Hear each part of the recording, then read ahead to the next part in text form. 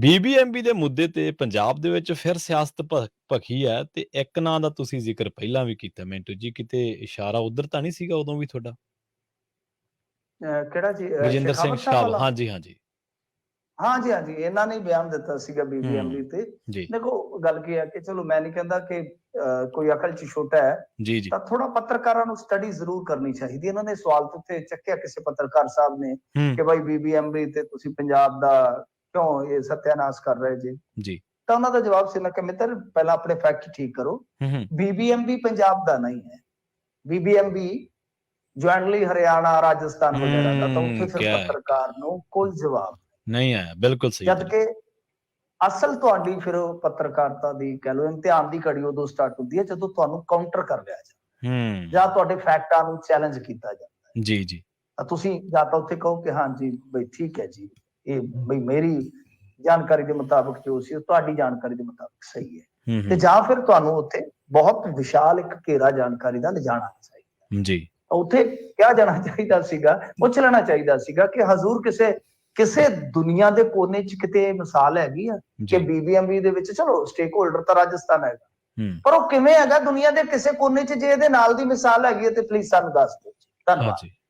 ਬਸ ਕੁੱਤੇ ਫੇਲ ਹੋ ਜਾਂਦੇ ਹਜ਼ੂਰ, ਕੁੱਤੇ ਚੈਨ ਹੀ ਲੈ ਜਾਣੀ ਸੀ, ਪਟਾ ਲੈ ਜਾਣਾ ਸੀ ਕਿ ਰਾਜਸਥਾਨ ਹਰਿਆਣਾ ਦਾ ਚਲੋ ਸਾਡੇ ਨਾਲੋਂ ਨਿਕਲਿਆ, 100 ਡਿਸਪਿਊਟ ਰਹੇ ਨੇ, ਰਹਿਣਗੇ ਵੀ, ਬਥੇਰਾ ਕੁਛ ਹੋਣਾ ਹੈ, ਉਹ ਤਾਂ ਚੱਲੀ ਜਾਣਾ ਹੈ। ਭਾਈ ਰਾਜਸਥਾਨ ਕਿਸ ਖੁਸ਼ੀ ਦੇ ਵਿੱਚ ਦੱਸ ਤੇ ਦਿਓ ਜੀ, ਕਿਹੜਾ ਡਾਕੂਮੈਂਟ ਜਿਹੜਾ ਸੀਗਾ, ਕਿਹੜੀ ਟ੍ਰੀਟੀ ਸੀ ਜਿਹੜੀ ਸਾਈਨ ਕੀਤੀ ਸੀਗੀ, ਉਹਦੀ ਕਾਪੀ ਤੇ ਦਿਓ ਜਰਾ ਸਾਨੂੰ ਜੀ ਜੀ। ਭਾਈ ਫਿਰ ਉਹ ਇਹ ਗੱਲਾਂ ਨੇ ਕਿ ਸਾਨੂੰ ਇਹਨਾਂ ਚੀਜ਼ਾਂ ਲਈ ਥੋੜਾ ਹੋਰ ਪੜ੍ਹਨਾ ਲਿਖਣਾ ਚਾਹੀਦਾ, ਤਿਆਰੀ ਨਾਲ ਜਾਣਾ ਚਾਹੀਦਾ ਜਦੋਂ ਤੁਸੀਂ ਸੈਂਟਰਲ ਕਿਸੇ ਵਜ਼ੀਰ ਦੇ ਨਾਲ ਜਾ ਕੇ ਮੱਥਾ ਲਾਉਣਾ। ਮੈਂ ਇਹ ਨਹੀਂ ਕਰ ਰਿਹਾ, ਮੈਂ ਕਿਸੇ ਨੂੰ ਛੁਟਿਆ ਨਹੀਂ ਰਿਹਾ, ਕਹਿ ਰਿਹਾ ਕਿ ਉੱਥੇ ਜਿਵੇਂ ਉਹ ਸਾਡੇ ਇੱਥੇ ਖੜ ਕੇ ਉਹ ਇੱਕ ਤਰ੍ਹਾਂ ਨਾਲ ਸਾਡੀ ਪੱਤਰਕਾਰਤਾ ਨੂੰ ਨਹੀਂ, ਸਾਡੇ ਹੱਕ ਹਕੂਕਾਂ ਨੂੰ ਵੰਗਾਰ ਗਏ, ਸਾਨੂੰ ਘਰੇ ਆ ਕੇ ਝੂਠਿਆ ਪਾ ਗਏ ਜੀ। ਤਾਂ ਜ਼ਰੂਰਤ ਇਸ ਗੱਲ ਦੀ ਹੈ ਕਿ ਦੀਦਾ ਦਲੇਰੀ ਤਾਂ ਪੱਤਰਕਾਰ ਸਾਹਿਬ ਨੇ ਬਹੁਤ ਦਿਖਾਈ, ਐਡਾ ਵੱਡਾ ਸਵਾਲ ਜ਼ਬਰਦਸਤ ਕੱਢ ਮਾਰਿਆ, ਪਰ ਬਾਅਦ ਦੇ ਵਿੱਚ ਕਹਿ ਲਓ ਕਿ ਗੋਲੀ ਅੱਕੀ ਸੀ, ਉਹ ਗੋਲੀ ਚੱਲ ਗਈ, ਫੈਰ ਹੋ ਗਿਆ, ਤਾਂ ਬਸ ਮੁੜ ਕੇ ਤਾਂ ਲੱਕੜ ਵਾਲਾ ਪਿਸਤੌਲ ਰਹਿ ਗਿਆ, ਬਟ ਜੀ ਇਫ ਬਟ ਬਸ।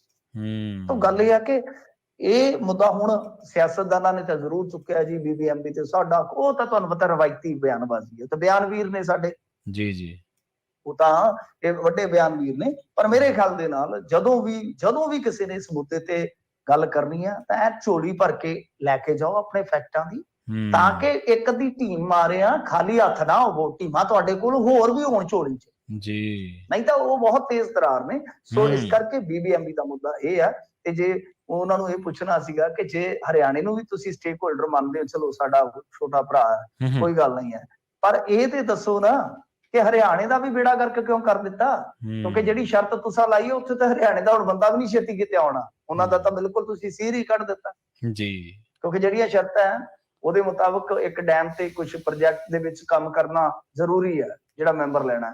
ਸਾਡੇ ਕੋਲ ਤਾਂ ਹੈਗਾ ਰਣਜੀਤ ਸਾਗਰ, ਤੇ ਤੁਹਾਡੇ ਹਰਿਆਣੇ ਵਾਲਿਆਂ ਕੋਲ ਕੀ ਹੈ? ਸੋ ਇਸ ਕਰਕੇ ਮੈਂ ਮੰਨਦਾ ਹਾਂ ਕਿ ਜਿਸ ਤਰੀਕੇ ਨਾਲ ਹਾਜ਼ਰ ਜਵਾਬੀ ਨਾਲ ਸ਼ੇਖਾਵਤ ਨੇ ਕੰਮ ਕੀਤਾ, ਉਹ ਤਾਂ ਮੰਨੇ ਪ੍ਰਮੰਨੇ ਰਾਜਨੀਤਿਕ ਬੰਦੇ ਦਾ ਕੰਮ ਆ, ਪਰ ਮੈਨੂੰ ਲੱਗਦਾ ਕਿ ਸਾਨੂੰ ਥੋੜਾ ਜਿਹਾ ਹੋਰ, ਸਾਡੇ ਵਰਗਾਂ ਨੂੰ ਥੋੜਾ ਹੋਰ ਕੰਮ ਕਰਨ ਦੀ ਜ਼ਰੂਰਤ ਹੈ।